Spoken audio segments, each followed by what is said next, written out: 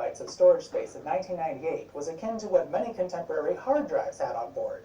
A rewritable disk with completely random access with that much storage capacity seems like some sort of miracle product for 1998. And remember, this is DVD we're talking about, so even 1x drives were way faster than a floppy disk and slightly faster than an iOmega zip drive, with dozens of times the storage space. Before we answer that question, let's look a little deeper into what makes DVD RAM special and why it has these little dashes all over it. DVD RAM disks are structured as if they are a hard drive platter, or a floppy disk. See, DVDs and CDs usually have their data written onto one continuous spiral of pits and lands. Think of it like a very long list of information, with little bits of code peppered in telling the drive where along the list it's reading. This structure works great for things like audio and video data, but it begins to fall apart when you want to store many smaller files. Every time you want to add files to a disk, a new session needs to be made with a new table of contents written after the end of the first. It's essentially like creating an entirely new list of information and tacking it on to the old one. And each time you do it, you have to also say where the older sessions are on the disk. And whenever you want to remove files, it becomes tricky to utilize that space again, assuming we're talking about a rewritable format, without erasing the entire disk. That's why Windows is asking you how you want to use the disk. If you choose like a flash drive, it will format it as a multi-session disk, and it will do its best to present it to you as if it were a fully featured removable drive. But DVD RAM disks aren't like that at all. Instead, the information on the disk is recorded in concentric rings. Like a hard disk or floppy disk, data is encoded on physical tracks and sectors. These little dashes are the boundaries between the hard sectors created at the time of the disk's manufacture. These create a disk where each physical location has a defined value and allows for formatting the disk with any file system you like. And that's why they appear to Windows as a removable storage device. Because they are. The operating system can natively write to and read from this disk, assuming it supports the file system, without any session writing nonsense. Windows XP natively supported FAT32 formatted disks, and starting with Windows Vista, UDF formatted disks were supported as well. macOS could format them as HFS and HFS Plus too. It really was an optical format that behaved as if it weren't an optical format. DVD RAM was very much the best of both worlds. And keeping with the best of both worlds theme, DVD RAM disks were made with incredibly stable phase change alloys, meaning that the disks could withstand being rewritten upwards of 100,000 times. Plus, they were very stable in storage, with an estimated life of 30 years or more. And to allay concerns about disk damage, early versions were stored in caddies, so the disk was never actually touched by grimy little hands. So then, why the fudge didn't DVD RAM become the storage format of the 2000s? If you guessed price, you're probably right, but not so fast. There's more to consider. First, let's acknowledge that this disk here is technically DVD RAM version 2. The earliest disks were only 2.58 gigabytes in capacity. However, double-sided cartridges were common, which could hold twice as much. That's 5.16 gigabytes for those playing at home. And if you formatted these disks in the UDF format, they could be used as a single 5.16 gigabyte volume. DVD RAM V2 bumped capacity up to the standard 4.7 gigabytes of a single-layer DVD. And of course, double-sided disks were still available, which could hold twice as much. That's 9.4 gigabytes for those playing at home. V2 also increased write speed to 2x, and this disk is actually DVD RAM V2 revision 1, which supported write speeds of 3x. Fascinating. DVD RAM disks did get faster, with revision 6 supporting 16x speed, but from what I can gather, these disks are very rare, and along with a faster write speed came poorer longevity. These 2 to 3x disks aren't that old. I think I bought them in 2010 or 2011, but that was by far the most common speed ever produced.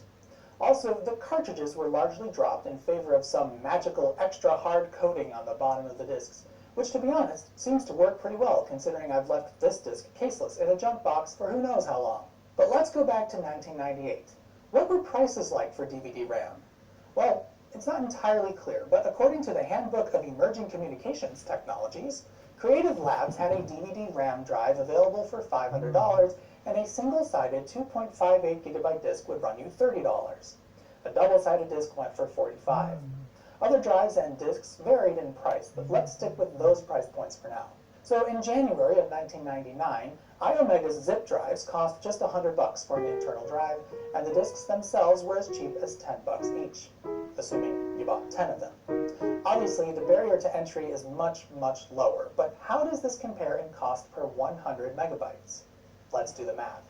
A DVD RAM drive with one double-sided cartridge would cost $545 and would net you 5.16 gigabytes of storage space. That works out to $10.56 per 100 megabytes. Now, a 100 megabyte zip disk costs $10, so it looks to be barely more expensive than a zip disk system, even accounting for the initial cost of the drive. If you include the cost of the zip drive, that same amount of storage costs slightly more on zip, with 52 disks plus a drive costing $11.90 per 100 megabytes. Of course, this assumes you actually need 52 zip disks worth of storage space, but let's suppose you do.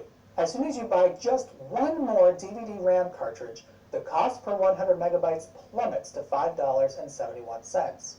A DVD RAM drive did cost 5 times as much as a zip drive, but the media cost per unit of data was less than a tenth that of zip. 100 megabytes on zip was $10. 100 megabytes of DVD RAM works out to 87 cents.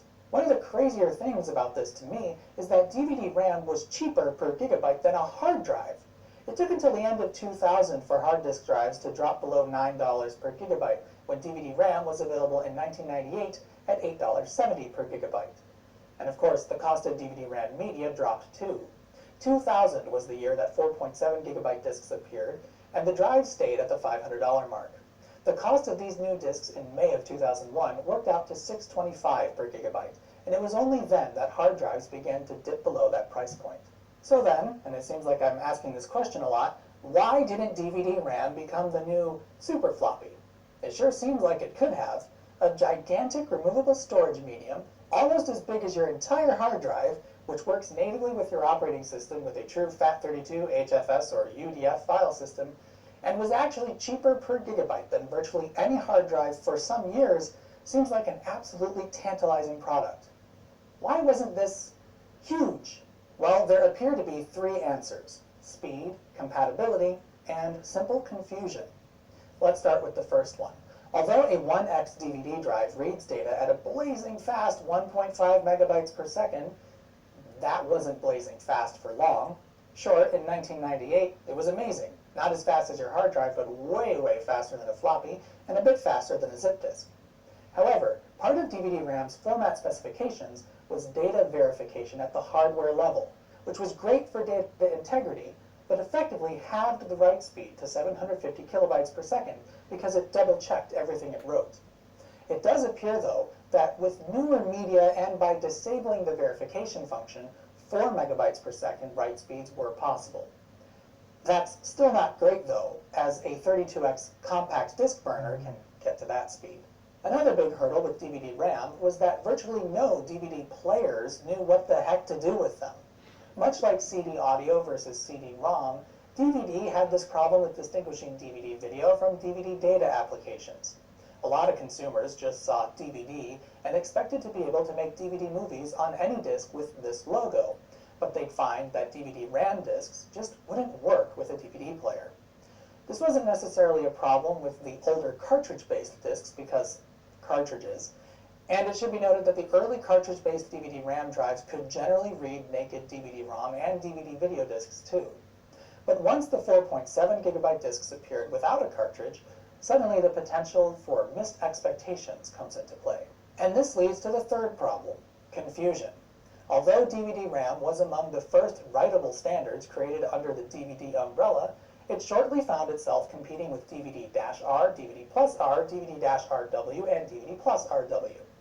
I'm not even going to get into the dash versus plus nonsense right now, but the significant thing here is that all of these formats were compatible with a standard DVD player, with some caveats. So even though they didn't work as well as a removable storage device on a PC, you would get just as much storage capacity for things like data backups, and you could make DVD movies with any of these disc formats to play on your TV. Another plus is that these formats quickly fell in price, with the DVD-R disc running for less than $10 in 2001. Adding to the woes of DVD-RAM, all of those formats quickly shot up in speed, with 12x and 16x write speeds becoming pretty normal for blank DVD media. With DVD-RAM limited to 3x on a good day, its native file system compatibility advantages came with a lot of speed downsides. And of course, there's a fourth problem I haven't mentioned yet: flash memory. While DVD-RAM and all its cousins were duking it out, flash media started to become a viable thing. Yeah, it took until around 2005 or 2006 for USB flash drives to even become available in sizes approaching that of DVDs, but it was way more convenient and quickly became available in larger than DVD storage volumes anyway. Plus, it was generally faster than DVD-RAM, with 5 megabyte per second write speeds being common in 2004. So DVD-RAM kinda just became an odd duck. If you wanted a storage volume that you could just throw a bunch of arbitrary small files onto, it probably didn't need to be nearly this big. A small flash drive was good enough, and before that, 100 megabyte zip disks were still plenty useful. And if you needed to back up a large amount of data, a faster, cheaper DVD-R or RW would probably be fine. Really, CDRs were fine for most people. Somewhat ironically, where DVD-RAM came to flourish was in set-top DVD recorders. In fact, that's why I have these. Their nature as an agnostic storage volume with extremely versatile rewritability meant that they were excellent for recording TV. A DVD recorder with a DVD-RAM disc was essentially a DVR with removable storage volumes of 4.7 gigabytes. And since there was no need for speeds faster than 1x anyway, it was a perfect fit. So even though DVD-RAM never worked with DVD players, DVD recorders liked them best. Kinda weird, but that's how it panned out. Of course, this also kinda hurt DVD-RAM in the long run, because it likely stifled development of faster discs. Since their most prominent application didn't even need 2x discs, there was little incentive to market 4, 8, or 16x media. Had 16x DVD-RAM become common, perhaps they would have become the new floppy. One area where I think DVD-RAM would have killed is in DVD camcorders. Remember those? Yeah, neither do I. I kid. But 8cm DVD-RAM discs were available, and I think that in a camcorder they would have made a lot of sense. Seeing how much better the set-top DVD recorder experience was with DVD-RAM versus any other DVD format, I think it would be a perfect marriage for a camcorder. Easily delete individual clips, import them into your computer natively, etc., etc. And if they came with software for burning full-size DVD-Rs of your clips, you could just have a few DVD-RAM discs and use them over and over and over again.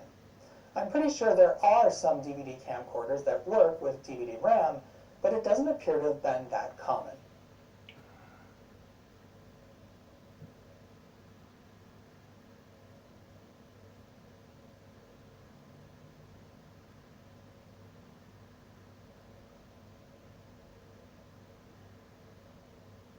Зачем нужно решение в компании класса Sandbox? Немножко проблематику, да, то есть почему мы вообще говорим об этом. Hello everyone. In this video, we're going to talk about one of the most important parts of a computer, and we're going to be talking about primary memory or temporary storage, and this is called RAM. RAM stands for Random Access Memory. RAM is stored on the motherboard in modules that are called DIMMs.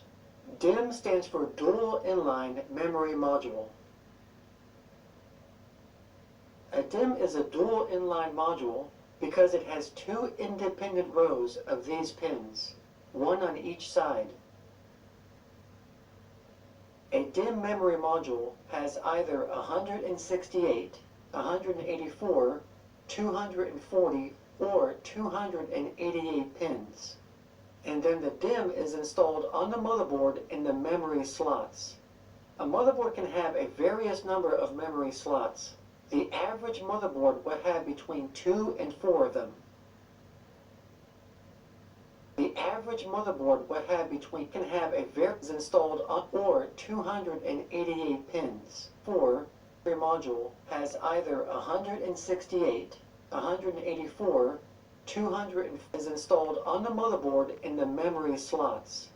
A motherboard can have a various number of memory slots. The average motherboard will have between 2 and 4 of them. In order for data or a program to run on a computer, it needs to be loaded into RAM first. So the data or program is first stored on the hard drive. Then from the hard drive, it's loaded into RAM. And once it's loaded into RAM, the CPU can now access the data or run the program. Now, a lot of times, if the memory is too low, it might not be able to hold all the data that the CPU needs. And when this happens, then some of the data has to be kept on the slower hard drive to compensate for the low memory. So instead of the data going from RAM to the CPU, it has to do extra work by going back to the hard drive. And when this happens, it slows down the computer. So to solve this problem, all you need to do is increase the amount of RAM on a computer, and by increasing the memory, more data can be loaded into the faster RAM without the need of constantly accessing the slower hard drive. And the result is a faster performing computer. So this is why a computer with more RAM performs faster than a computer with less RAM. RAM requires constant electrical power to store data, and if the power is turned off, then the data is erased. RAM also comes in different types, such as dynamic RAM or DRAM. DRAM is memory that contains capacitors. A capacitor is like a small bucket that stores electricity, and it's in these capacitors that holds the bit of information, such as a 1 or a 0, because that's how computers read data, which is ones or zeros. And because DRAM has capacitors, they have to be refreshed with electricity constantly, because capacitors do not hold a charge for very long. They constantly leak. And this refreshing is where we get the name dynamic. The capacitors have to be dynamically refreshed often, otherwise they will forget the information that they're holding. Another type of memory is called SDRAM, which stands for synchronous DRAM. And this type of memory is what is used today in RAM DIMMs. SDRAM also has capacitors like DRAM, but the difference between SDRAM and DRAM is basically speed. But the RAM DIMMs. SDRAM also has capacitors what is used today in RAM DIMMs. SDRAM also has capacitors like DRAM, but the difference between SDRAM and DRAM is basically speed.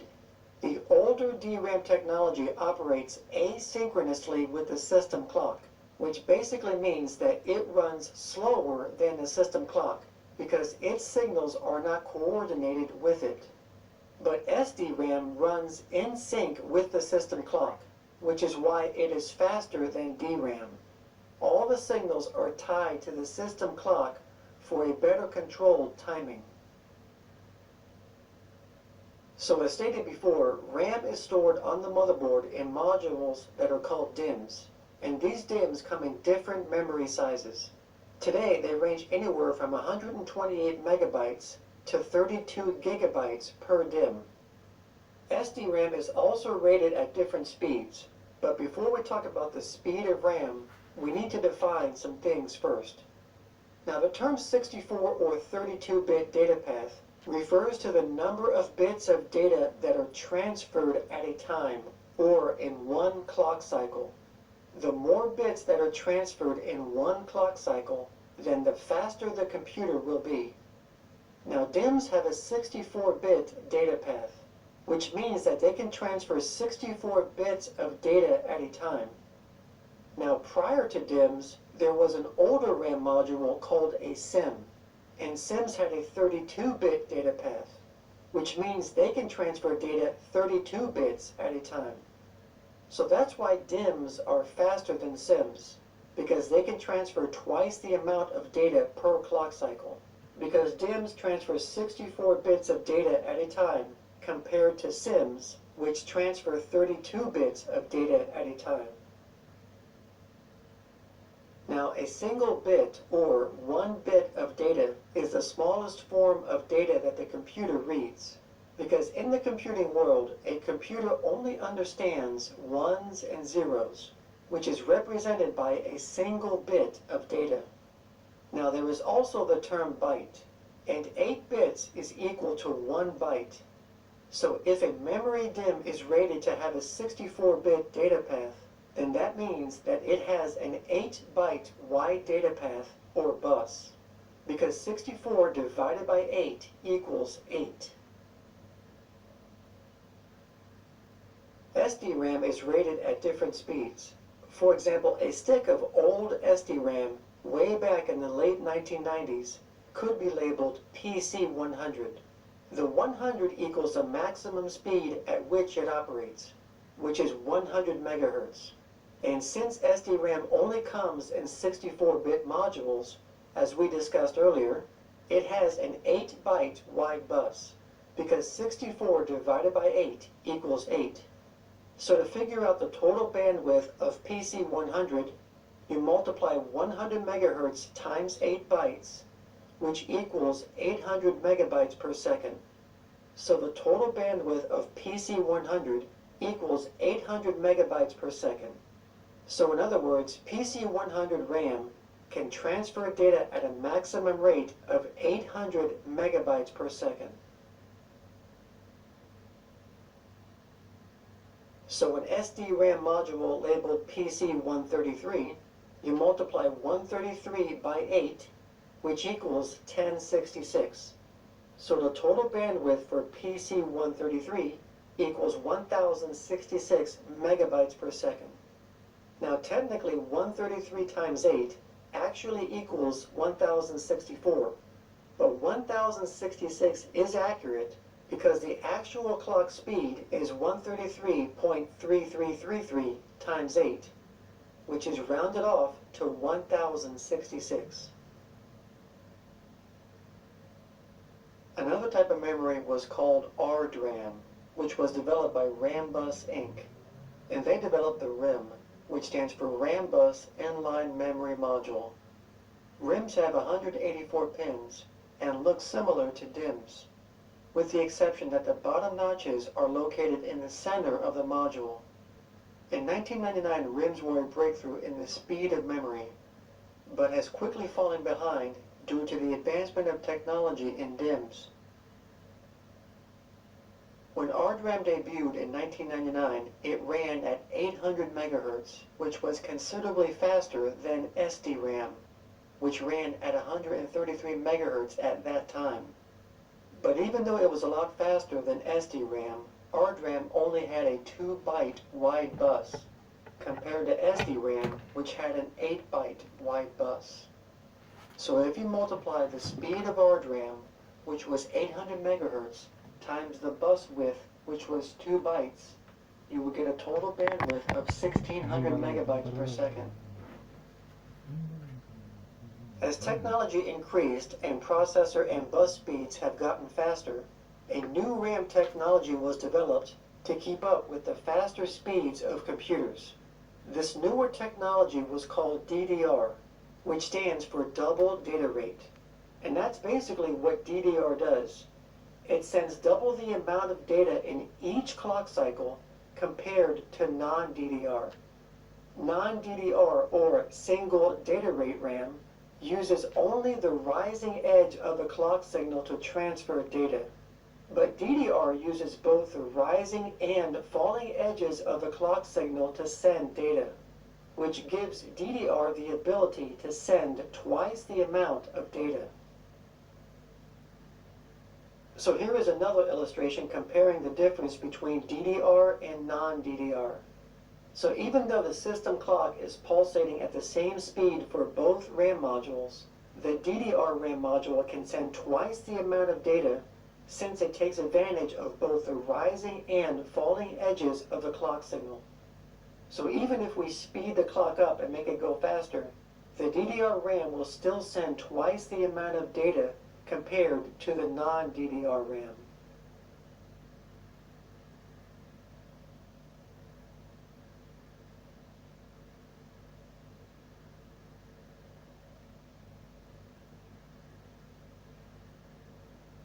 DDR is also labeled differently than non-DDR RAM.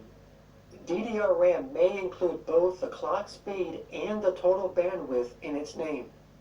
So instead of just including the clock speed in its name, like PC 133, where 133 equals the clock speed, DDR includes the total bandwidth also. So for example, a DDR DIMM labeled DDR333 PC 2700, the 333 is the clock speed, and the 2700 is the actual total bandwidth. So 333 megahertz times 8 bytes equals 2700 megabytes per second, which is where we get the name PC 2700. A new technology that has succeeded DDR is DDR2. DDR2 is faster than DDR because it allows for higher bus speeds and effectively send twice the amount of data than DDR. And it also uses less power than DDR. A DDR2 DIMM has 240 pins compared to DDR, which has 184 pins.